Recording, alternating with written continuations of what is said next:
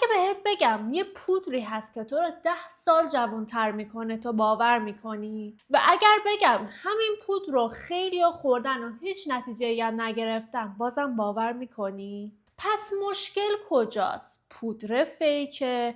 بدن ما مقاومه؟ داستان چیه؟ پس تا آخر ویدیو با هم بمون چون که میخوام بهت بگم چرا بعضیا عاشق کلاژنن و بعضیا اونو فریب تبلیغاتی میدونن و بهونه‌ای برای خالی کردن جیب. بیا یه لحظه با هم بریم جلوی آینه. یه روز از خواب پا میشی میبینی که صورتت خسته تر از همیشه است. با اینکه خوب خوردی، خوب خوابیدی، حالت خوبه، همه چی اوکیه. پس مشکل چیه؟ اونجاست که پای کلاژن میاد وسط. بخوام ساده تر برات توضیح بدم، بدن ما مثل یک عروسک پارچه‌ایه. زمانی که پنبه توی این عروسک کم بشه چی میشه؟ شل میشه. تا جوونی بدنمون مثل اون عروسک نوع است و از 25 سالگی به بعد اون پنبه شروع میکنه به کمتر و کمتر شدن. حالا تبلیغات چی میگه؟ میگه بیا من به تو پنبه میفروشم، این پنبه رو بخور درست میشه. ولی مشکل کار کجاست؟ زمانی که تو قرص یا پودر کلاژن میخوری بدنت متوجه نمیشه که اونو باید مستقیم بفرسته به سمت پوستت. چیکار میکنه؟ بدن بر اساس اولویت بندی عمل میکنه. اگر مشکل استخوان داری، مفصلت مشکل داره، میاد اون کلاژن رو میبره به سمت اون قسمت، نه پوستت. برای مثال کسی که چندین سال مشکل زانو درد داشته با خوردن قرص کلاژن دردش کامل از بین رفته. پس در نتیجه تاثیر قرص کلاژن روی همه افراد یکسان نیست. یکی مشکل زانو دردش حل میشه، یکی پوستش صاف میشه. از اینا برابر نیستن. پس نمیشه گفت کلاژن 100% باعث خوب شدن پوست میشه یا کلاژن کلاً دروغه. پس بخوایم صادقانه بگیم خوردن کلاژن به هیچ وجه بد نیستش، فقط قرار نیست معجزه بکنه. پس کرم کلاژن چی؟ توی بازار انواع کرم‌های کلاژن هستن و قیمتاشون الا ماشاءالله. کرم کلاژن انقدر خوبه که انگار روی صورتت فیلتر انداختی. پوستت صاف و جوون میشه. ولی این فقط ظاهر داستانه. کافیه که یک هفته اونو قطع کنی و نخوری، پوستت دوباره به حالت اولیه برمیگرده. پس بازم معجزه نمیکنه.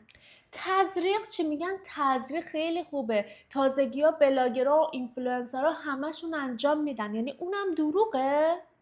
بر منکرش لعنت.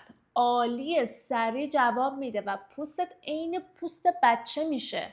ولی اونم همیشگی نیستش. اونم باید چند ماه یه بار انجام بدی و اینکه هزینهش خیلی زیاده. باید یه دکتر متخصص خوب بشناسی که کارش خوب باشه، متریالش قابل اعتماد باشه، یه وقت فیک نباشه و چه و چه. پس ما چی کار کنیم؟ راز پوست خوب چیه؟ خودتو ناراحت نکن، اصلا چیز پیچیده‌ای نیستش. مهمترین عاملش خواب خوبه. شما حداقل باید 8 ساعت خواب مفید داشته باشی در روز. دوم، غذای سالم و خوب بخوری. قند مصنوعی نخوری، فست فود نخوری و خودت هم خیلی بهتر از من میدونی که چیا نباید بخوری و میخوری. پس همونایی که بهتر از من میدونی و نخور. به جاش چی بخور؟ سبزیجات سالم بخور، سهم پروتئینتو زیاد بکن، آب به مقدار کافی بخور. و سومی استرس. شما نباید استرس داشته باشی. مایا مگه میشه کسی استرس نداشته باشه تو این دور زمونه؟ نه نمیشه، ولی شما 3 تا کار میتونی بکنی. 1، بری یه گوشه قنبرک بزنی و خودخوری کنی و روز به روز پیرتر و چروکیده تر بشی. 2، منبع استرستو حذف بکنی. حالا میتونه یه شغلی باشه، میتونه یه فردی باشه یا هر چیز دیگه. 3، بیای ظرف استرستو خالی نگه داری. یعنی چی؟ هر استرسی که در روز بهت وارد میشه رو بریزش دور. چجوری؟ با یوگا، با مدیتیشن. دوست نداری؟ برو پیاده روی کن. دوست نداری؟ یه فعالیتی که بهت آرامش میده رو بکن. اگر نقاشی دوست داری نقاشی بکن. میخوای موسیقی گوش بدی موسیقی گوش بده. یا هر چیز دیگه که باعث میشه برای مدتی ذهنتو بره یه دنیای دیگه. و 4، حذف سیگار و الکل. چرا؟ دیگه دلیلشو خودتون خیلی بهتر از من میدونید. حالا چی شد؟ پس کلاژن دروغه؟ نه عزیز من. شما میخوای قرص کلاژن تو بخور، میخوای تزریق تو بکن، هر روز کرم تو بزن، اصلا هیچ مشکلی نداره، اتفاقا سراسر سوده. ولی مشکل اینه که تا زمانی که اون اصولی که گفتم و رعایت نکنی اینا هیچ تأثیری رو شما نخواهد داشت و عملاً پول دور ریختنه. پس دنبال راه معجزه نباش.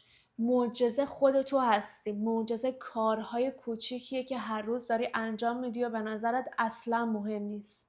مرسی که تا اینجای ویدیو با من مایا بودی. اگر ویدیومو دوست داشتی لایک کن تا دیده شه و نظرتو برام بنویس. میخوام بدونم که تو هم کلاژن استفاده میکنی و از چه نوعش استفاده میکنی. اگر این ویدیو برات مفید بوده و منو دوست داشتی کانالمو سابسکرایب کن تا ویدیوهای بعدیمو ببینی. به کلت.